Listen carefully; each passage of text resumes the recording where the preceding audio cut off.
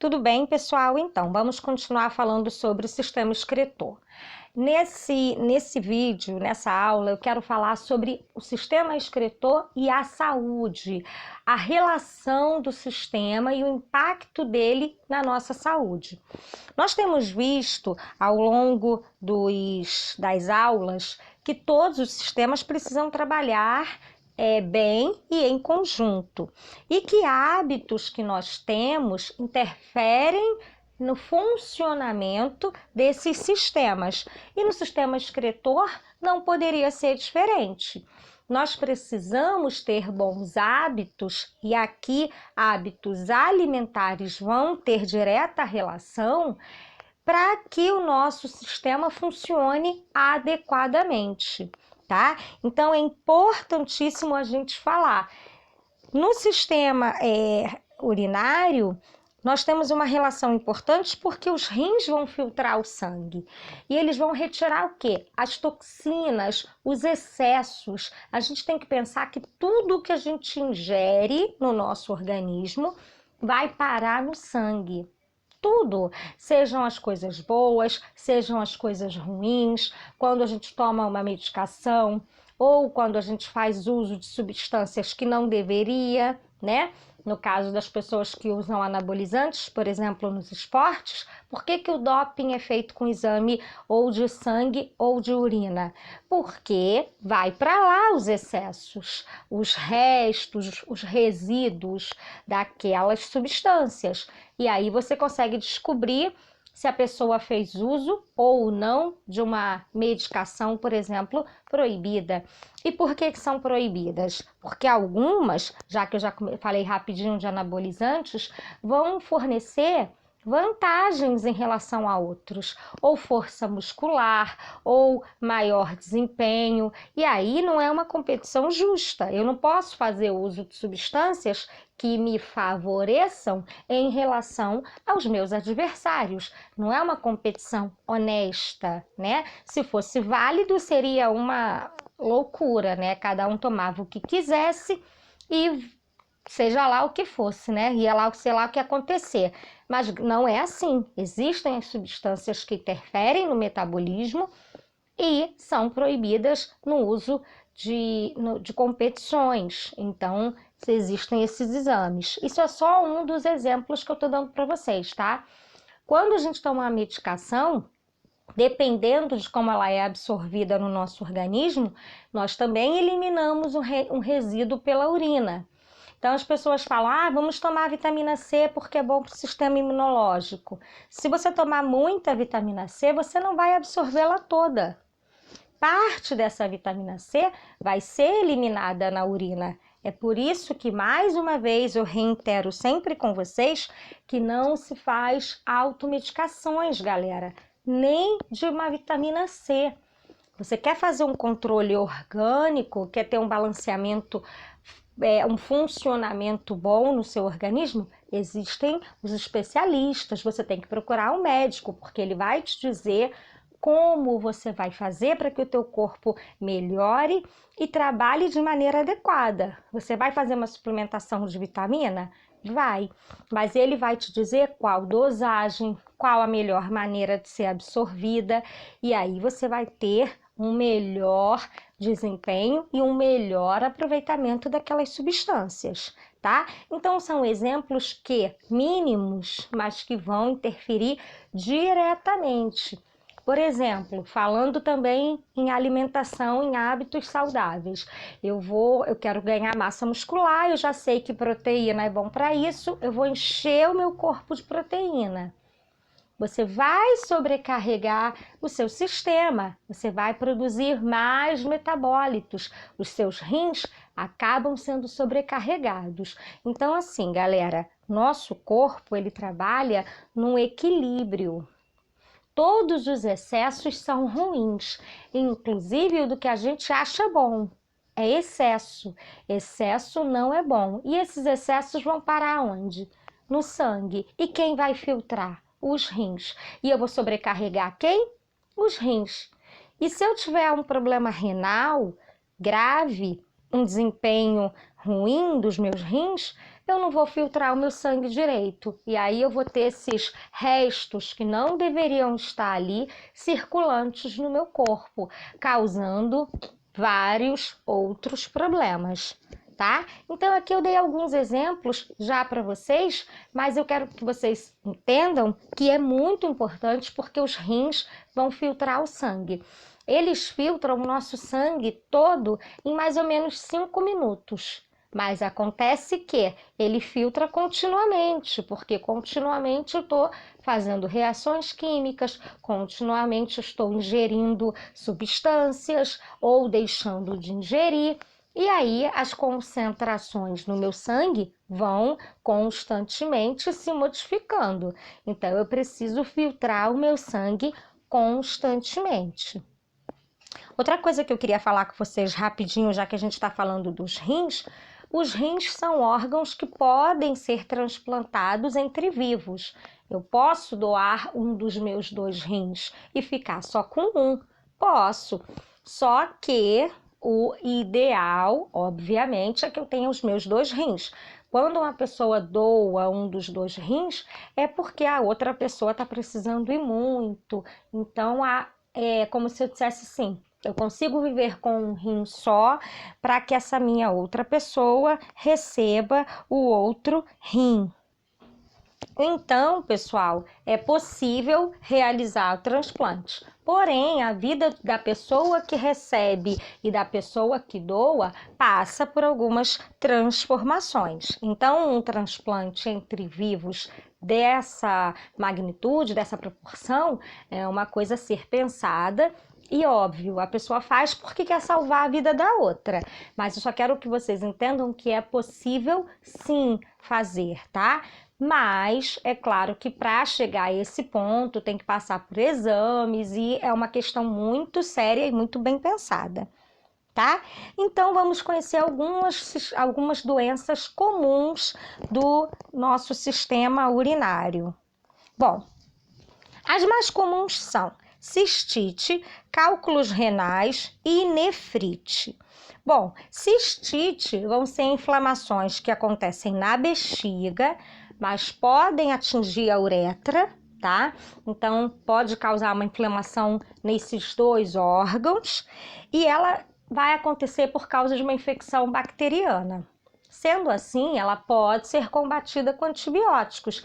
Então, uma inflamação que dá para ser tratada, claro, existem vários níveis, né? Você pode ter uma infecção mais branda ou uma infecção mais grave, mas em ambos os casos você tem tratamento.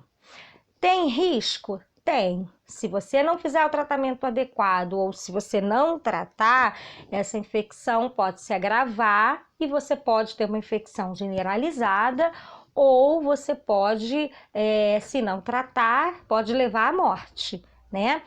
Porque bactérias podem espalhar e infectar outros órgãos do corpo. Os sintomas são dor, né? Você sente dor ao urinar, ardência também ao urinar, e a urina não sai uma urina constante, fica aquele pinga-pinga que também dói e arde bastante. É mais comum que aconteçam em mulheres, então assim, é normal que mulheres tenham quadros de cistite ao longo da vida, porém tem que tratar, tá, pessoal? Ela não vai sumir sozinha, não vai adiantar você dizer que vai misteriosamente sumir, não vai, ok? E outra coisa, começou o tratamento, tem que ir até o fim. Mesmo que os sintomas e os desconfortos sumam, o tratamento tem que ser respeitado até o fim, porque a gente não pode favorecer o surgimento de bactérias resistentes. Quando você toma um antibiótico e interrompe o tratamento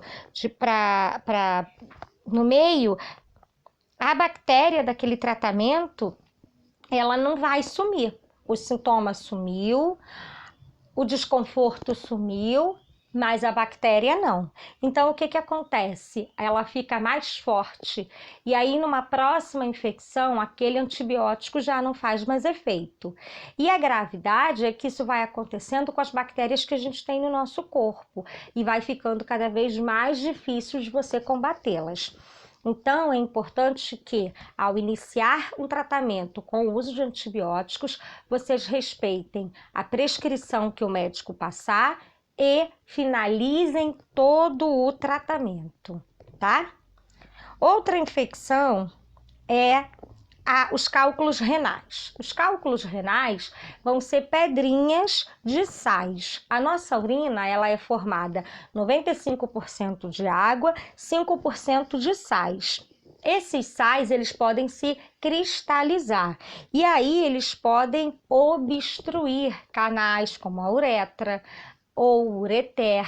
Ele pode dar em qualquer área, qualquer parte do sistema urinário, nos rins, na uretra, na bexiga, nos ureteres, não importa, ela pode acontecer em qualquer parte. Dependendo do tamanho, você consegue expelir, consegue retirar naturalmente, né? O corpo expulsa. Mas se forem muito grandes, precisa de intervenção cirúrgica. Então, assim, também é mais complicado. O nível, gente, de gravidade vai ser particular de cada uma das doenças, tá? E são causadas por vários sais que a gente tem na nossa composição da urina, tá? A nefrite, que é uma outra inflamação, ela é uma inflamação mais aguda ou crônica de uma parte do néfron. A gente tem que lembrar lá, tem os rins, dentro dos rins tem o néfron, dentro dos néfrons tem o glomérulo renal. A nefrite é nesta parte, neste glomérulo, e vai ser geralmente resultado de uma infecção bacteriana ou, em alguns casos, viral, tá? Então, geralmente você vai ter uma infecção em uma outra parte do corpo e vai desenvolver também a nefrite, ok? Bom, eu quero que vocês prestem atenção que eu coloquei uma imagem aí de uma hemodiálise. E o que é uma hemodiálise, pessoal? Hemodiálise vai ser um tratamento para filtrar o sangue artificialmente. Pessoas que têm problemas renais, pessoas em que os rins não estão funcionando já da maneira adequada, fazem esse tratamento. É um tratamento desconfortável, tá? Porque você precisa, dependendo do lugar, as pessoas precisam deslocar-se por horas para ter acesso ao tratamento. Precisa fazer às vezes 2 a 3 vezes na semana, então não é uma coisa fácil, tá, gente? Ele fica ligado a essa máquina, né? O sangue, ó, vocês podem perceber, ele é filtrado externamente. Então, assim, é como se essa máquina fosse um rim artificial e todo o sangue passa por essa máquina. Tá? Então, ali o sangue vai ser filtrado, ele vai tirar ali as substâncias tóxicas que quem deveria fazer dentro do nosso organismo é o rim. Agora, imagina, pessoal, se a gente faz isso o tempo inteiro dentro do corpo, uma pessoa que precise fazer isso 2 a 3 vezes por semana, olha o tempo de uma filtragem para outra, é maior, então implica em complicações na saúde do corpo, tá? Daquela pessoa, daquele indivíduo. É um processo que vai afetar a saúde, obviamente, daquele indivíduo, mas em alguns casos é a última opção. A pessoa não tem mais o funcionamento normal do rim e precisa fazer uso da hemodiálise para então poder tirar as toxinas do sangue, tá? O paciente, ele fica ali durante uma sessão, para a gente ter uma ideia, ele é exposto a 120 litros de água, tá? E em 3 anos, ele tem uma quantidade aproximada de uma vida inteira, o que ele fica ali exposto fazendo essa filtragem, tá?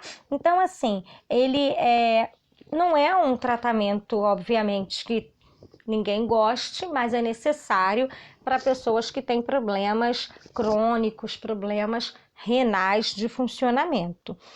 Até a pessoa realizar o transplante, muitas delas fazem o uso da hemodiálise, tá, pessoal? Então, eu só queria que vocês entendessem que hemodiálise vai ser um processo de filtrar o sangue artificialmente, tá?